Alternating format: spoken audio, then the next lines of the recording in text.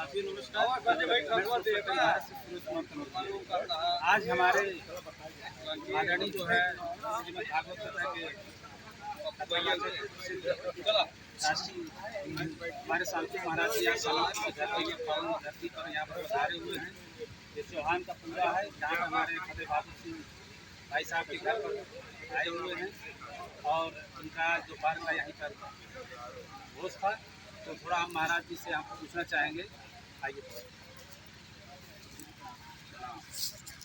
थोड़ा जैसे आप भागवत कथा के जो चल रहा है इसमें इसके बारे में थोड़ा जो हमारे हिंदू भाई जो इधर आए हुए हैं उनके बारे में आप क्या कहें? भागवत कथा राम कथा इसीलिए होती है कि संपूर्ण हिंदू समाज एकत्रित हो। जो अपने बीच भेदभाव है, छुआछूत है, अस्पृश्यता है या किसी भी प्रकार की कोई कुरीति है वो कुरीति दूर हो। और आज देश में आवश्यकता है कि संपूर्ण हिंदू समाज सभी प्रकार के भेदभावों को भुलाकर एक मंच पर संगठित होकर आवे और यह समय की आवश्यकता है। और यदि ये नहीं हुआ तो हिंदू समाज कमज़ोर होगा, स्वयं को कमज़ोर करेगा। आज आवश्यकता केवल और केवल समरसता की है। सभी प्रकार के ऊंच नीच भेदभाव को भुलाकर हम सब संगच्छध्वं संवदत्वं संगो मनांसि जानताम देवा भागम यथा पूर्वे संजानाना उपास्ते, जो वेद का मंत्र है इसका अनुसरण। जैसे कि महाराज जी आजकल देख रहे हैं कि जो अपना सनातन में जो अपने हिंदू भाई हैं इधर उधर जो भटक रहे हैं उनके लिए आप क्या माने? नहीं, भटकने का कोई कारण नहीं है।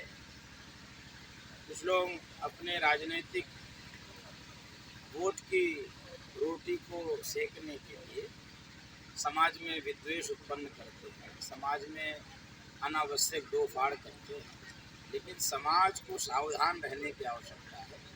ये जो लोग आपके भीतर भेदभाव उत्पन्न करते हैं, आपको बिखेरते हैं, आपको भटकाते हैं, इसमें उनका निजी स्वार्थ है, इसमें आपका कोई हित होने वाला नहीं है। आप यदि बटेंगे तो वह नारा अब तो पूरी दुनिया में चल गया, बटेंगे तो कटेंगे। इसलिए अब बटना नहीं है, नहीं तो अगर बटेंगे तो कटने के लिए भी तैयार रहिए, क्योंकि जो लोग बांट रहे हैं कटने के समय वो नहीं आएंगे। कटेगा सामान्य हिंदू, कटेगा आम हिंदू। वो बांटने वाले एक भी नहीं कटेंगे, वो फिर अपने बिल में घुस जाएंगे। वो केवल भड़काने के लिए आते हैं, फिर से अपने बिल में चले जाते हैं। इसलिए मेरा निवेदन रहेगा संपूर्ण समग्र हिंदू समाज से, इन भड़काने वालों के द्वारा भड़किए नहीं, भटकिए नहीं। हम सब एक माँ पिता के संतान हैं, एक ही देवी देवता को हम सब मानने वाले हैं, एक ही महापुरुषों के रक्त हम सबके धमनियों में प्रवाहित होते हैं। इसलिए भटकने का कोई कारण नहीं है। एक बने रहिए, नेक बने रहिए, सेफ बने रहिए। बहुत बहुत धन्यवाद महाराज जी। महाराज जी थोड़ा जो आजकल में थोड़ा यहाँ के कारण जो यहाँ पूरी स्थिति बन रही है तो लोग इसके अफवाह के चक्कर में फंसे हुए हैं और जो अफवाह उड़ा रहे हैं इसके बारे में आप क्या कहें? सदैव से विपक्ष यह प्रयास करता है कि समाज में शासन के प्रति नकारात्मकता आवे, और यह वैश्विक समस्या है। ईरान इजराइल का युद्ध भारत से प्रेरित तो है नहीं, भारत की तो कोई भूमिका है नहीं। यह वैश्विक समस्या है, तो इस समस्या में संयम तो चाहिए, लेकिन अफवाह से बचना चाहिए, फैलाने वालों को दंडित भी करना चाहिए।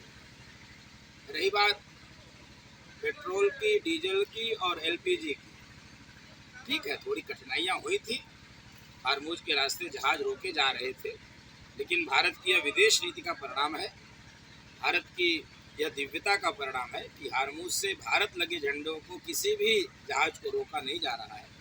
तो अब धीरे धीरे स्थितियाँ सामान्य हो रही, लेकिन भविष्य में कभी भी स्थितियाँ बिगड़ती हैं तो थोड़ा संयम चाहिए, थोड़ा समन्वय सामंजस्य भी चाहिए। हमको अपने को उस परिस्थिति के अनुसार ढालना चाहिए, न कि किसी के ऊपर दोष देकर उस पर आपत्ति विपत्ति के समय कोई राजनीतिक लाभ नहीं लेना चाहिए। ये संपूर्ण राजनीतिक दलों से और देश के नागरिकों से मेरी अपील है कि जब कोई वैश्विक समस्या आवे, प्राकृतिक आपदा आवे, राष्ट्रीय आपदा आवे, तो उसमें किसी भी प्रकार के राजनीतिक बात नहीं होनी चाहिए, उसमें समाधान क्या हो सकता है इसकी चर्चा हो।